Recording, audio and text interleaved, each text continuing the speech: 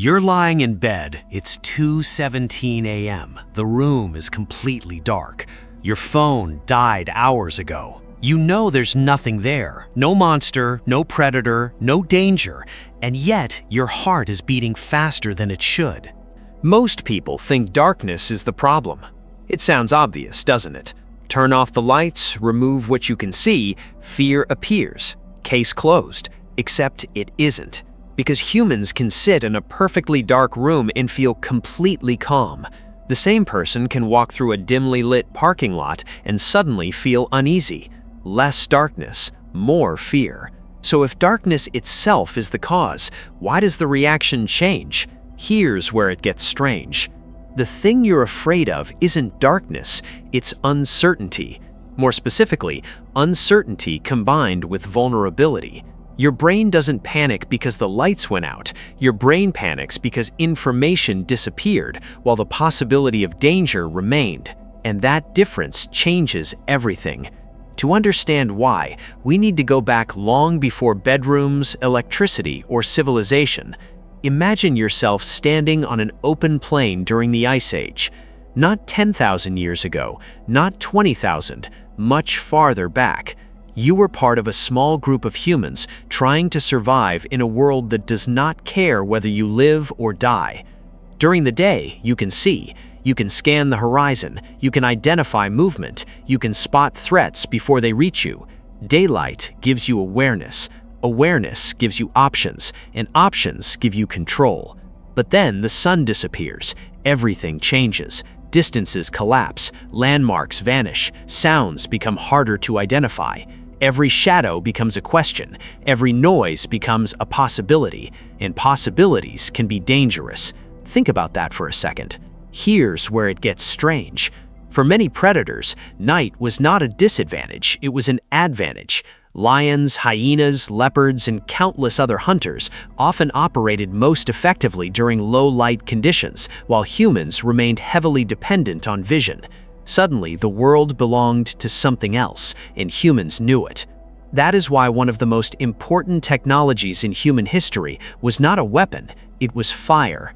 Evidence from sites such as Wonderwork Cave in South Africa suggest humans were controlling fire roughly 1 million years ago. 1 million years. Think about that for a second. Long before cities, long before writing, long before agriculture, humans were already gathering around light. Not because it looked beautiful, because it created a boundary. Inside the light, you could see. Outside the light, you could not. Inside the light, your group was together. Outside the light, anything could be waiting. The relationship was simple. Light meant information. Information meant safety. Darkness meant uncertainty, and uncertainty meant risk. But predators were only part of the story. Something even stranger was happening inside the human mind. Humans are pattern detection machines. Your brain is constantly asking a question: what happens next? The answer often arrives before you're even aware of the process. A branch snaps, you turn. Something moves, you focus. A shadow shifts, your attention locks onto it immediately. Why? Because evolution rewarded caution. Imagine hearing movement in tall grass. Option 1, assume it's the wind. Option 2, assume it's a predator. If you were wrong in the first direction, you might die. If you are wrong in the second direction, you experience a few seconds of unnecessary stress. Evolution strongly preferred the second mistake. This is what scientists sometimes call a false positive bias. Your ancestors survived by occasionally overreacting. The ancestors who never overreacted often stopped being ancestors. Think about that for a second. Here's where it gets dark. Darkness removes information. When information disappears, the brain doesn't simply stop working. It starts filling gaps. The less certainty available, the more possibilities your mind generates. A coat hanging on a chair becomes a person. A sound inside the house becomes an intruder. A shape outside the window becomes something watching you. The brain would rather imagine 10 dangers that don't exist than miss one that does. and this effect becomes even stronger because of what happens inside the brain after sunset. Modern neuroscience gives us a remarkable glimpse into this process. Researchers have spent decades studying how humans respond to uncertain threats. One important player is a structure deep within the brain called the amygdala. The amygdala helps detect and prioritize potential dangers. It does not wait for perfect information. In many situations, it acts before certainty arrives. That speed can save lives, but it can also make harmless situations feel threatening. Researchers at institutions including University College London and other neuroscience centers have repeatedly shown that uncertainty amplifies threat perception. When people cannot clearly predict outcomes, anxiety often increases. Not because danger is guaranteed, because danger is possible. Your brain pays attention to possibility. Think about that for a second. Here's where it gets strange. Humans spend roughly 1/3 of life unconscious, every night, for thousands of generations.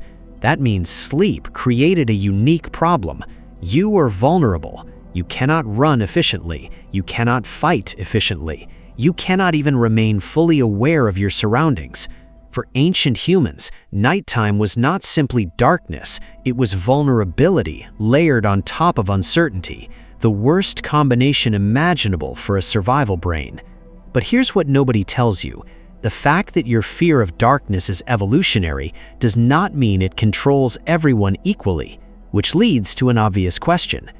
Now, let's address the obvious question here, because it's fair and it deserves a real answer. If fear of darkness is evolutionary, why are some people completely comfortable in the dark? It's a good challenge. After all, plenty of people enjoy camping. Some people love night hiking. Others fall asleep more easily in total darkness than with any light at all. So what gives? Here's where it gets wild. Evolution creates tendencies, not identical outcomes. Human beings inherit similar systems, but experience changes how those systems behave. Culture matters, training matters, personality matters. A firefighter experiences risk differently than someone who has never entered a burning building. A soldier processes uncertainty differently than someone who has never faced combat. Experience reshapes reactions, but the underlying machinery remains surprisingly similar. Across cultures, across countries, across generations, the hardware changes very little, the software adapts, and this reveals something uncomfortable. The relationship between darkness and light is ancient, but our relationship with light has changed dramatically. Ancient firelight versus modern screens. Same light, almost nothing else is the same. For ancient humans, light often meant safety. It meant community. It meant conversation. It meant shared protection. When the fire burned, people gathered. When the fire disappeared, uncertainty returned. Now look at modern light. Phone screens, notifications, emails, deadlines, news alerts arriving at midnight. The same species that once used light to create security now uses light to extend stress deep into the night. The relationship changed. The biology did not. Think about that for a second. And that brings us back to your bedroom, back to the darkness, back to that moment when the room feels slightly different after the lights go out. Nothing has changed, and yet something has, because your brain is running a program older than civilization itself, a program shaped by countless generations who survived uncertain nights long enough to pass that survival system forward through history, forward through families, forward through time, until eventually it reached you. So the next time you're lying in bed and the room feels a little too quiet, remember what you're actually experiencing. Not proof that something is there, not proof that you're irrational, not proof that you're weak. You're experiencing one of the oldest survival systems ever carried by a human brain. A system built in a world where paying attention mattered, a world where caution had value, a world where uncertainty could be deadly. And against impossible odds, that system worked. again and again for thousands of generations, long enough for you to exist. Next time you're lying in the dark and your heart beats a little faster, that's not weakness, that's inheritance. The dark remembers where you came from.